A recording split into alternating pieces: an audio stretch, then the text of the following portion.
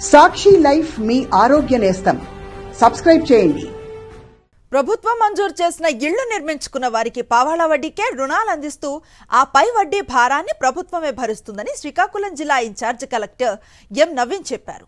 తొలి దఫా జిల్లాలో అర్హులైన 23,948 మంది లబ్ధిదారులకు వడ్డీ రియంబర్స్మెంట్ కింద 2.57 కోట్లను ముఖ్యమంత్రి వైఎస్ జగన్మోహన్ రెడ్డి విడుదల చేశారని తెలిపారు. తాడేపల్లి క్యాంప్ కార్యాలయం నుంచి సీఎం నిర్వహించిన వీడియో కాన్ఫరెన్స్ లో ఆయన పాల్గొన్నారు.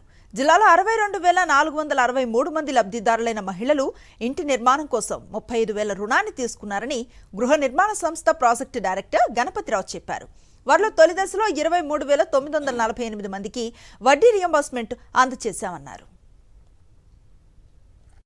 75,840 ఇళ్లు మంజూరైతే దాంట్లో 66,463 లబ్ధిదారులకు ఈ ఎస్జెడ్జీ లోన్స్ చొప్పున 35,000 రూపాయలు మంజూరు చేయడం జరిగింది.